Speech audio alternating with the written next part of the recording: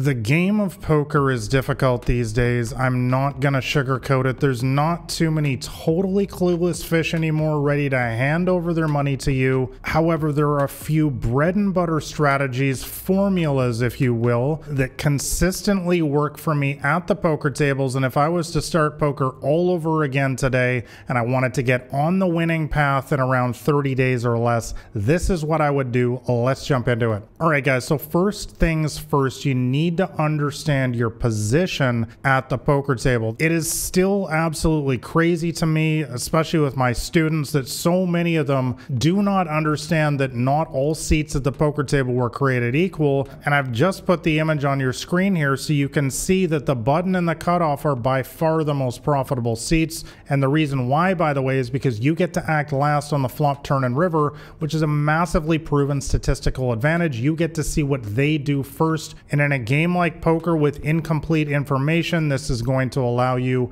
to simply get more bets in, more raises, or even fold your hand and save yourself money. So guys, what is the solution here? Well, you want to simply play more hands from the more profitable seats, the button and the cutoff, and that is why the starting hand selection charts that I have included in my free poker cheat sheet are heavily biased towards playing more hands from those two seats. And by the way, if you want to know all of the hands that I suggest playing, I will put a link to my free poker cheat sheet in the description below. But guys, next up on the list is always re-raising with your premium hands. Now, what is a premium hand in poker? Premium hands, guys, are pocket aces, pocket kings, pocket queens, pocket jacks, ace king, and some people would include ace queen or pocket tens on this list, but I think you get the idea. It's basically the strongest hands in the game. These are the hands that you're going to make the vast majority of your profits from in poker, and so that's why it is incredibly important that you start building the pot before the flop. Do not get fancy like so many amateurs in today's games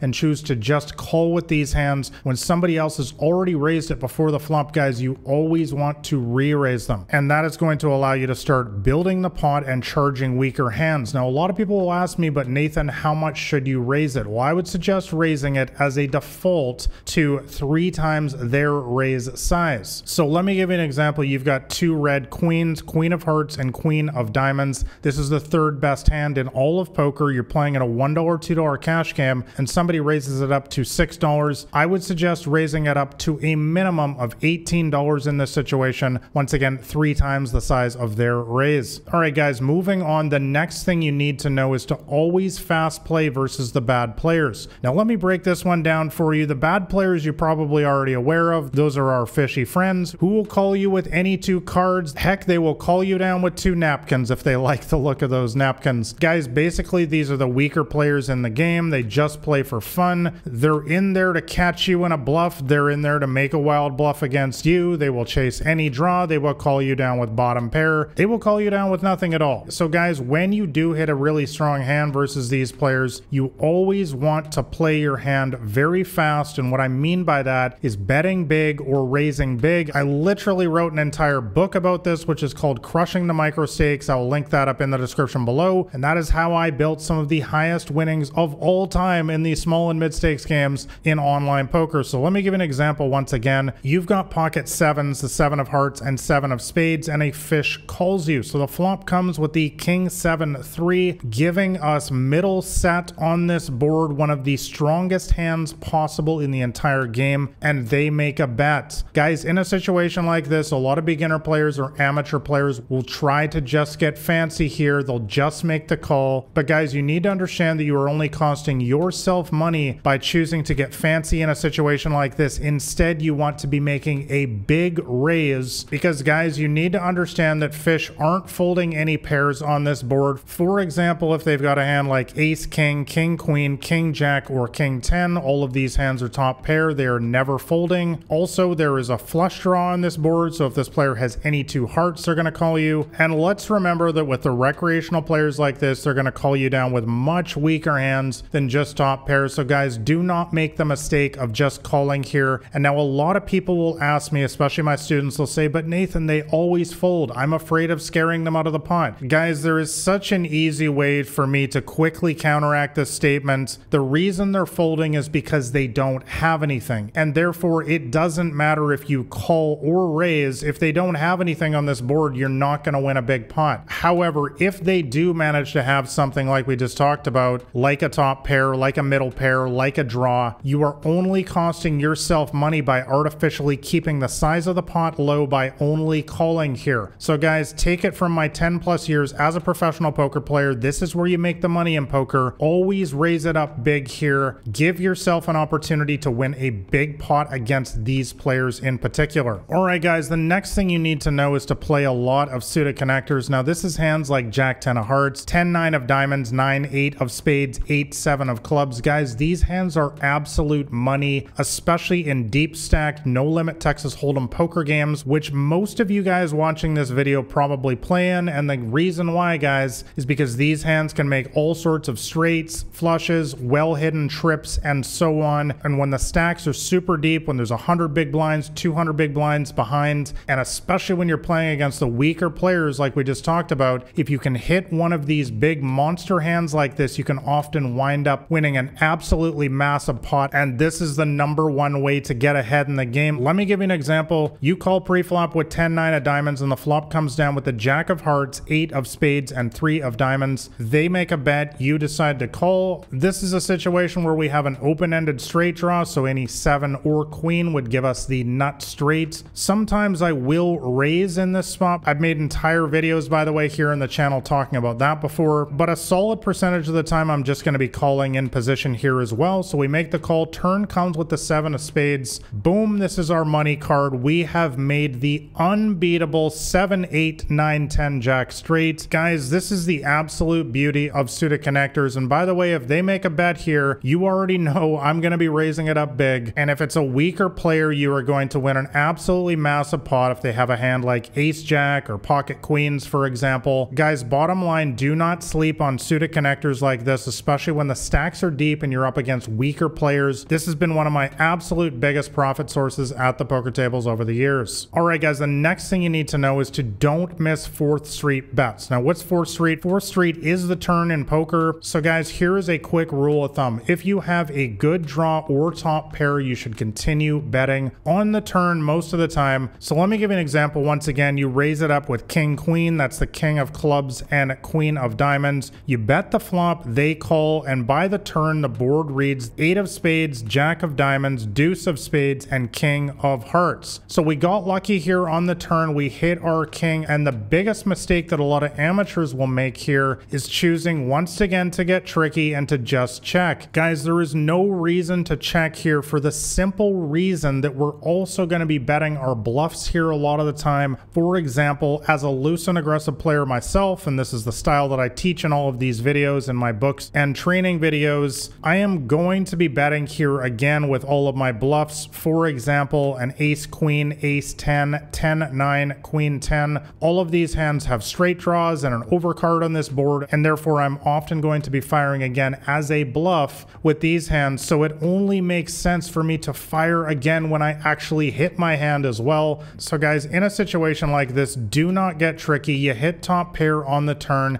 just make a big bet here. All right, guys, the next thing you need to know is to always play your pocket pairs. So pocket pairs, guys, as you may know already, are pocket aces, pocket kings, all the way down to pocket twos. As a 10+ year professional in this game, these have been my most profitable hands over the years, and frankly, it's not even close. The majority of my profits in the game of poker have come from these hands, and the simple reason why is because when you hit a set in poker, this is the most powerful position you can possibly be in. A set, by the way, is 3 of a kind when you have a pocket pair. So for example, you've got pocket sixes, you call pre-flop and the flop comes down with the ace 6-3. If you are up against a recreational player or even a decent player in today's games and they have a hand like ace king, guys, you are going to win a massive pot in this situation. You are around 92% to win in this spot because they literally need a running ace and king in order to beat you in this spot by making a full house. So guys, bottom line here, you want to be playing your pocket pairs in literally all situations Of course, the top end of this list, pocket aces, pocket kings, pocket queens, we already talked about these. You want to be raising or re-raising before the flop. But with all of the other pocket pairs here, you want to be giving yourself a reason to get into the pot as well. So I will always raise these hands if I'm the first person into the pot. And sometimes if they re-raise me, I'm also going to be calling. And the reason why is I'm looking to hit a set just like this and win a big pot. All right, guys, my final tip for you is to do not hero fold your pocket kings. Guys, this one makes me want to pull my hair out when my students fold pocket kings pre-flop. Guys, I don't need to tell you, pocket kings is the second best hand in the game. There is only one hand that beats you. That is pocket aces, of course. And let me give you a few simple odds here. They will only have pocket aces around 4% of the time if you're playing in a 9-player game, and that drops to 3% if you're playing in a 6-player game. Guys, these are unbelievably low odds, and therefore, as I always say, if you have 100 big blinds or less, I'm gonna say straight up, do not fold pocket kings before the flop. So let me give you an example. You raise it up with pocket cowboys, a tight player 3-bets you, you 4-bet, they shove. Guys, you want to beat them into the pot here. Yes, 4% or 3% of the time they're gonna show up with pocket aces, but guys, there's a much larger percentage of the time that they're gonna show up with a hand like ace king, for example, which you are well ahead of, ace queen, pocket queens, pocket jacks. You guys get the idea. Guys, when you have pocket kings, you are a literal lock to win. Guys, bottom line, play pocket kings like you've got pocket aces. Don't fold this hand pre-flop unless the stacks are ridiculously deep, and that is almost never the case in poker. All right, guys, like and subscribe if you found this video helpful, and if you want to know my entire strategy to beat the small and mid-stakes games, make sure to grab a copy of my free poker cheat sheet. I will leave a link to that in the description below. Thanks a lot for watching, guys. I will catch you next time.